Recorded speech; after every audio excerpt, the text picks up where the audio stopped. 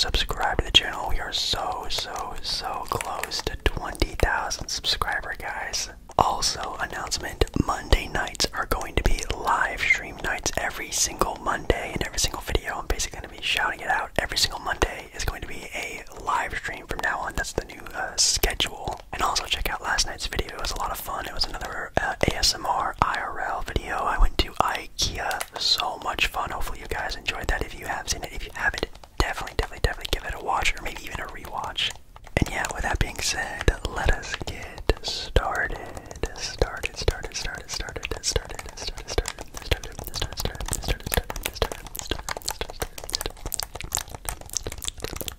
Guys, so throughout the video I am going to be flipping through normal whispering and soft-spoken. Just a little heads up if you're not the biggest fan of soft-spoken videos. I'm very sorry, but I haven't done one in a very long time, so I'm going to be switching them on and off throughout the video. But we have the awards. So the awards they have for the NFL, these are the ones I have listed here in front of me. There may be more, I don't know. Are MVP, Offensive Player of the Year, Defensive Player of the Year, Comeback Player of the Year, which again I think is probably the coolest award that they have, Coach of the Year, Assistant Coach of the Year, Offensive Rookie of the Year, and Defensive Rookie of the Year. Now, just to get this one kind of out of the way, Assistant Coach of the Year is a very interesting award to have. Obviously, being a big fan of the NBA, never even crossed my mind to give an award to an assistant coach, but that's kind of cool, I guess. I'm just going to get that one out of the way first. Assistant Coach of the Year, the nominees are Ben Johnson from the Detroit Lions, the offensive coordinator. We have the defensive coordinator of the San Francisco 49ers and DeMarco Ryans, and Shane Steichen, offensive coordinator for the Philadelphia Eagles. Shout out to the Detroit Lions and how they ended their season this year, obviously beating the Packers and pretty much blocking them from making the playoffs. That's definitely kind of a cool way to walk off the season. Don't really think a coach, or maybe even anything, that team should not be winning any type of award, no offense, for still having a pretty mid-season. They had a good season for the Detroit Lions, but it was still obviously not a playoff sort of contending season. So I don't think it can go to him, no offense. Again, I'm not even really sure about these people or how they coach or anything like that, but I do know that obviously that the 49ers and Eagles were some of the top teams in the NFL, but defensive coordinator on arguably the best defensive team in the entire NFL, I guess I might have to go to DeMarco Ryans for the 49ers. I think that's definitely a pretty good one. Obviously, defensive coordinators, offensive coordinators are kind of the guys who are just as important of a role as the head coach. Those are the guys who pretty much run the show for their respective sides, or offense or defense. Now, obviously, the head coach has the last say in everything, but the minds of offensive and defensive coordinators are super important. If you do have the best, if not one of the best, but probably the best of a certain position, that being offense or defense, that's a pretty big thing to have, and the 49ers are definitely known for that. So then, gonna do some soft-spoken now, obviously. Let's move on to Coach of the Year. Now, for Coach of the Year, they have 3 nominees as well. I'm assuming they probably have more nominees somewhere else. I think it actually says on the website they have more nominees somewhere else. I'm just gonna get to like the main ones that they have listed. So for Coach of the Year for the NFL, we have Brian Dabble, something like that, for the New York Giants. We have Doug Peterson of the Jacksonville Jaguars, and for the San Francisco 49ers again, we have Kyle Shanahan. Interesting. Coach of the Year. Now, again, being a fan of the NBA, usually Coach of the Year goes to one of the top tier teams of the NBA. It's usually, a top 2 seed sometimes, but it does also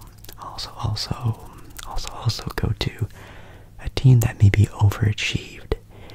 And in my opinion, Giants and the Jaguars probably fit that bill a bit more. Will Kyle Kyle Shanahan probably win. Probably, because again, the 49ers definitely had a pretty good season, had a lot of up and downs, but definitely turned it around to be, a Super Bowl contender. Obviously, could go on to win it all this year. But I always like giving Coach of the Year, at least in my opinion, I like giving Coach of the Year to a coach that maybe brought a team up higher, not only because of the talent that they had, which obviously the 49ers do have, but because of great coaching style that really helped it boost the team in every way that a coach can. So I think I'm going to pick someone between the Giants and the Jaguars, and obviously both teams made it into the playoffs. Both teams made it into the second round, which is pretty impressive.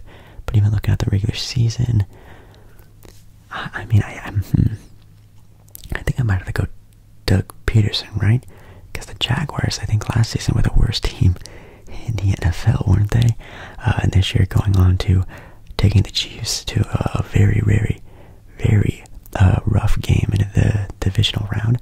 Now, of course, that also sort of plays in a part of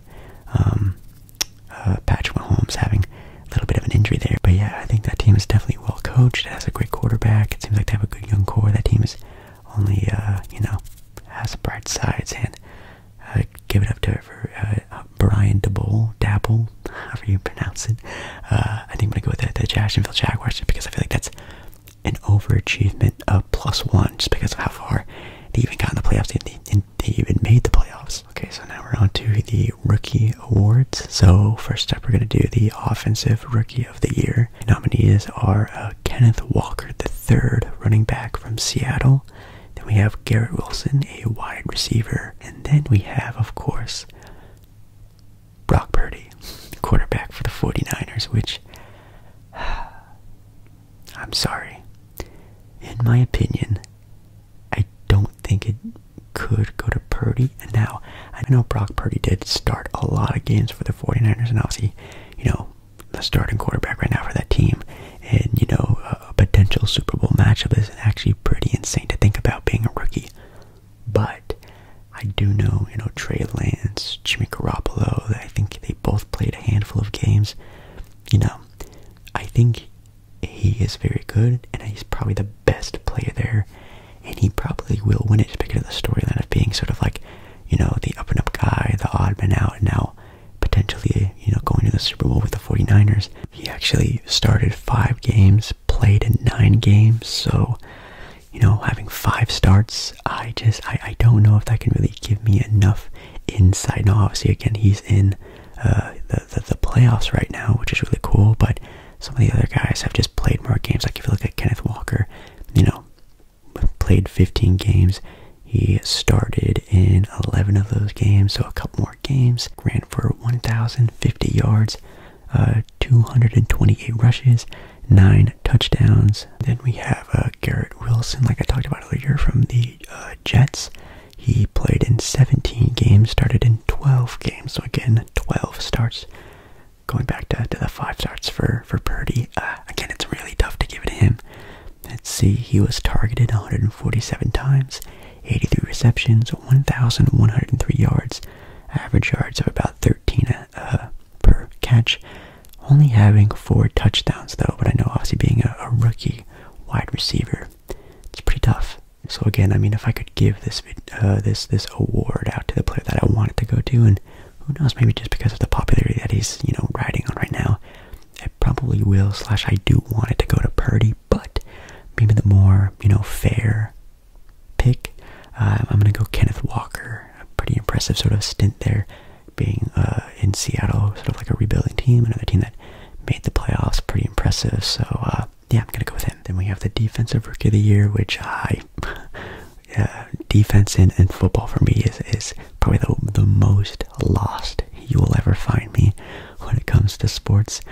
We have Ahmad Gardner, also known as Sauce, from the Jets. We have Aiden Hutchinson, a defensive end for the Detroit Lions, and another Seattle Seahawks player in Tariq Woolen, a corner. Again, this could definitely be a toss-up for me. Definitely when it comes to defense and awards, and I feel like for awarding defensive players, you really have to watch defensive players. Same thing with like basketball, defensive player of the year. You can't just look at stats for the defensive player of the year. You have to actually see how they defend. And obviously I don't get to watch all the games for football. I do remember in one of my past live streams, a lot of people were talking about Sauce. So I think I might have to go with Mr. Sauce here and Mr. Gardner. Corner for the Jets. Next up, we're gonna go to one of the really cool awards, and Comeback Player of the Year. Nominees are Saquon Barkley of the New York Giants. Definitely had a pretty good comeback season since being one of the best running backs in the entire NFL to sort of being forgotten about and now looking pretty. We have Christian McCaffrey, running back again for the San Francisco 49ers. I think he was on the Carolina Panthers, I think, for a minute and then got traded to the 49ers. I think that's how it happened. Now, obviously, being on a better team, no offense to any Carolina Panther fans out there, really making that team a lot better. And then again, probably the fan favorite, we have Geno Smith, quarterback for the Seattle Seahawks. Now, I'm going to make this very quick. Christian McCaffrey, Saquon Barkley, both those guys, absolute dominant at the positions at one point in time. Definitely some of the best of the best. Again, in their heydays, definitely looking really good. This current year, both of them definitely did pretty well, in my opinion. But Comeback Player of the Year, going from pretty much forgotten in the NFL completely, was a pretty okay quarterback, you could say. Definitely no team would have been, shunning away from the thought of Geno Smith being, their backup quarterback, which that was him in Seattle.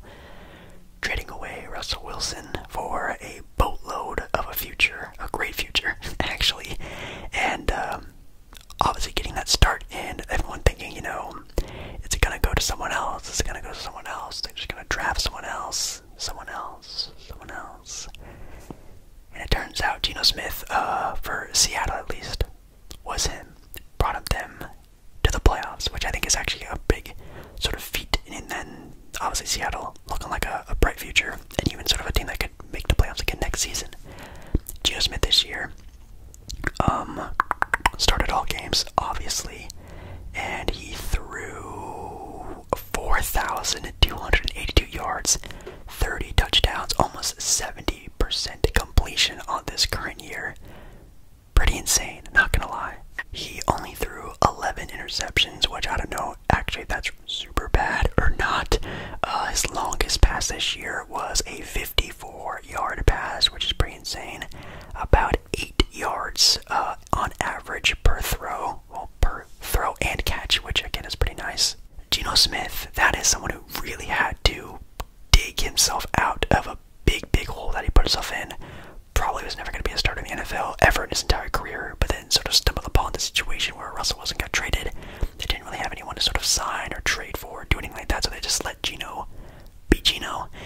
And this year went a lot better for the Seahawks than they ever thought. But they were probably thinking of being a tanking team. Ended up going to the playoffs and still getting a really good draft pick from the Denver Broncos. So it's a win-win for everyone, and I think it's a win for Geno Smith, at least on this award. Now we are on to the Defensive Player of the Year awards, which include Nick Bosa of the San Francisco 49ers again, Chris Jones, defensive tackle of the Kansas City Chiefs, and Micah Parsons, I think is how you pronounce the name, Micah, defensive end for the Dallas Cowboys. Oh man, again, an award that I wish I would just watch more games, be able to watch more games, because again, you can't really get stats on the defensive end. Now you can get, sacks and tackles, I guess, if those are really meaningful, racking up the most tackles.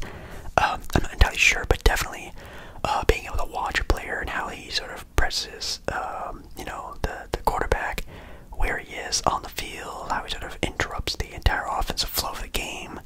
Some big time things to be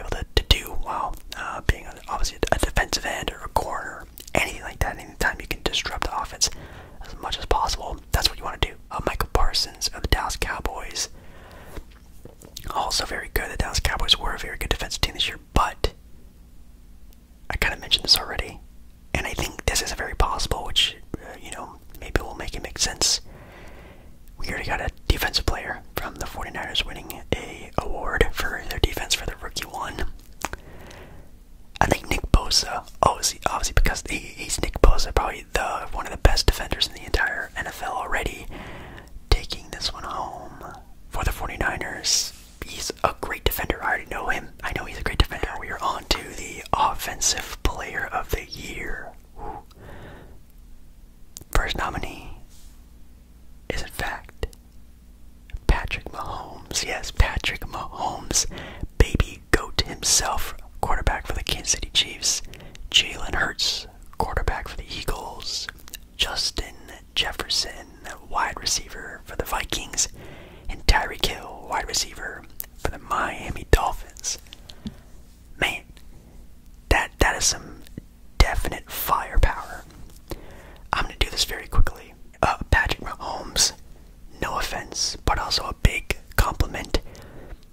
I'm not going to pick you for this award because there's another award that he definitely has a more chance of winning. Now, I'm not saying he's winning that award, but in my opinion, if he, didn't win, MVP, but then won Offensive Player of the Year, that would feel kind of weird to me, at least. So the fact that he's even nominated for this award is kind of weird. So I'm going to pass on that. Tyreek Hill, Justin Jefferson. I think I probably would rather have, at least in my own opinion, Justin Jefferson. I know they're both very equal, both very good, but Justin Jefferson was, no offense to, Kirk Cousins, probably the reason why Kirk Cousins and that Vikings team looked as good as they did. If that team maybe had a better quarterback or maybe a little more pieces here and there, maybe they'd still even be in the playoffs. I don't know, but he definitely helps that team look really, really, really, really, really good. And obviously having a great record this year, gotta throw his name a little bit higher up than Tyreek Hill, even though the Dolphins this year kind of slacked a little bit because of their own reasons, but gonna go Jefferson's there. So Jalen Hurts, Justin Jefferson. Okay, Jalen Hurts this year, 3,701 yards, 22 touchdowns. Let's see, anything else I can see here. 66% on his completion rate, 22 touchdowns, like I said, through only 6 interceptions on the year, which is actually really insane when now looking at the Geno Smith one. Justin Jefferson put up 1,809 yards as a wide receiver. That is insane. Putting up 8 touchdowns on the year, 128 receptions. Wow, that is pretty insane. That's an average of 14 yards per catch. Wow, 80 first downs. Longest one was a 64-yard catch. Jeez. My opinion, I'm gonna give this one to the receiver. I'm gonna go Justin Jefferson. That Vikings team was really, really, really center focused on him. He might even be in the MVP conversation. I guess we'll see that very soon. But Jalen Hurts is also a player that will probably also will win this award. I think he also has a really good case. Obviously, there's a lot of other really great quarterbacks who could win, but man, Jefferson is definitely a very, very, very, very skillful player. And last but certainly not least, we have the MVP. Already talked about him a little bit with Patrick Mahomes being here. And yes, also Jalen Hurts is here. But also Justin Jefferson is a nominee as well. So 3 of the guys we were just talking about could also make their case for MVP. Then we have, of course, Josh Allen, quarterback for the Bills. And yes, Joe Burrow, quarterback for the Cincinnati Bengals. So, wow, this is absolutely insane. And let's start off kind of quickly here. Justin Jefferson. Wide receivers don't really win this award. We're gonna ski you out there very quickly and just. I gave you the Offensive Player of the Year. You can keep that award, but let's get out to the quarterbacks. No offense. Usually, always the quarterbacks. So we have Hurts, Burrow, Allen, and Mahomes, which literally every single one of these guys can win the award, and it would 1,000% make sense. Now, of course, if you just want to go, stats for stats, you have Joe Burrow putting up 4,475 yards, 35 touchdowns, 68% of his completion rate. Josh Allen putting up 4,282, 35 touchdowns, 63%. And then you have, of course, Patrick Mahomes putting up 5,250 yards, 41 touchdowns, 67% completion. Now again, I know he has more, but of course, maybe if it came down between Burrow and Josh Allen, maybe you could probably favor Josh Allen, mostly because of just the Bills and pretty much their dominance throughout the entire year. While sort of like the first 4 or 5 games of the Cincinnati Bengals were a little shaky, and then of course they went on a crazy winning streak. I gotta end the video on a very boring note. Patrick Mahomes is a different animal. 5,240 yards on 41 touchdowns is an insane stat. That is insane. Throwing only 12 interceptions as well. Let's see his QB rating. A 77. Well, they have here the total quarterback rating, and then they have the quarterback rating. There's 2 different ones. One of them is a 105, and one of them is a 77. I don't know which one I'm supposed to be looking at here, but both pretty high numbers. And again, I was just already talking about the Chiefs, and when I watched them, I watched their offense, because their offense is super insane. They have great receiving, rushing, a great quarterback. Their line is great. Their defense is amazing. That whole team is amazing. And the cog that makes them amazing is, in fact, Patrick Mahomes. And in my opinion, Patrick Mahomes is an assistant quarterback. You can put Patrick Mahomes on any team in the NFL. He just has an amazing arm, an amazing mind, an amazing eyesight for where to put the ball. Patrick Mahomes is an insane player. In my opinion, he's probably going to win it. If not, I could definitely see it going to Josh Allen. Jalen Hurts, we were already talking about him, also had a very good year. He's sort of like that dark horse in this sort of race, in my opinion. But I think Patrick Mahomes is the boring pick, and it's probably what's going to happen. Alright guys, thank you so much for watching tonight's video. Hopefully it was somewhat relaxing. If not, you can go check out last night's video where I actually did a little bit more of a traditional ASMR video, and I'm just kind of talking sports. So make sure you do, again, like the video, subscribe to the channel, comment down below, maybe some other sports